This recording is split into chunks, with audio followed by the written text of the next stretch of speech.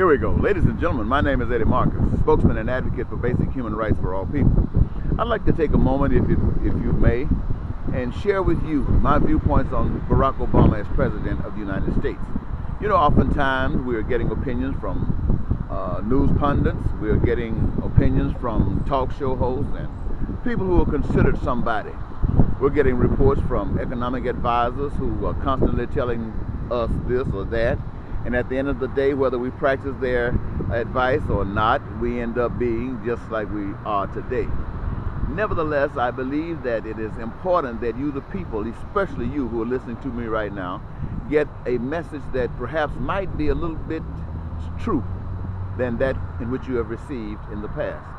You know, what do I equate my ability and my wisdom and knowledge and capability and purpose to tell you the things that I do? It's not because I'm a PhD, but I'm more than that. It's not because I got a master's degree, because I'm more than that. I got experience, and my experience is equal to that of any man's or any woman's or any profession. But let me tell you about Barack Obama. When I speak of Barack Obama or think of Barack Obama as President of the United States, I see no difference in Barack Obama than what I saw in George Bush. I see no difference in the Democratic approach than that I saw of the Republican approach.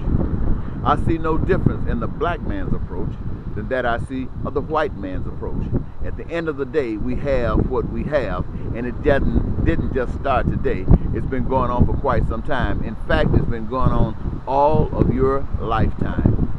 When Barack Obama ran for President of the United States, I didn't vote for Barack because I knew that Barack Obama had no solutions. None of the candidates had any solutions. I've listened to them. They can articulate the problem as we all can. We all can identify the problem. We know where we're hurting at, but that has nothing to do with the solution. And I heard not a single candidate or president who has been serving since I've been alive that had any idea what the solution is. And so, ladies and gentlemen, I did not vote for Barack Obama. But Barack Obama had a lot of people mesmerized. The first viable black candidate for President of the United States. In fact, my family voted for Barack Obama and not me. The reason they didn't do that because I have sought that office before and I didn't get enough money to even get out of the door. And up until this time, I still had gotten no money, not enough money to get out of the door. So they knew in their hearts that I would not get a chance to be President of the United States.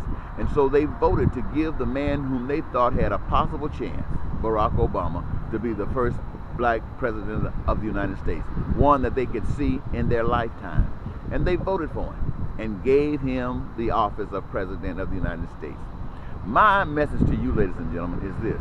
It's not in the personality. It's in what that personality has. Barack Obama was a black man, George Bush a white man, and right now, running for President of the United States, we have white men, black men, and women.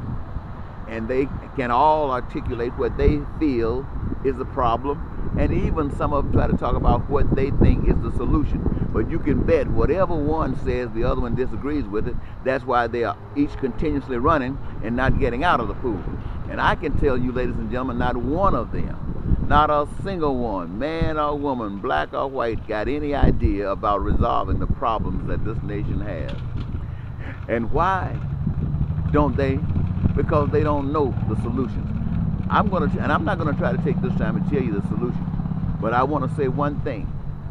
In order to fix this problem, you got to change the system. In order to change the system, you got to change the way that people think about the system. And how do you change the way people think about the system? That's a $6,400 million question. The politicians can't tell you, the preachers can't tell you, and I can't tell you. And you don't know. And I don't know. But I can tell you this. Whoever you get for President of the United States is not going to make this thing any better. So you can stay at home and not vote, or you can go out and vote for whoever you think is going to make a difference. At the end of the day, things will be the same. So I just want to leave that with you and say one more thing. The power to change the system is in your hands. I don't want you to think that it's in somebody else's hand. I don't want you to think that for those of you who believe in God, I don't want you to think that Jesus Christ got to come down and do any work. The power to do it is in your hands. Why do you think the nation is screwed up like it is? In case you act like you don't know, let me tell you, it's because of you. You screwed this nation up. You allowed the politicians to lie to you. You allowed the preachers to keep telling you these biblical stories that do you no good. You are responsible. Why are you responsible? Because you don't care about yourself and you don't care about your neighbor. If you don't care about your neighbor, you will never, ever be able to fix this problem.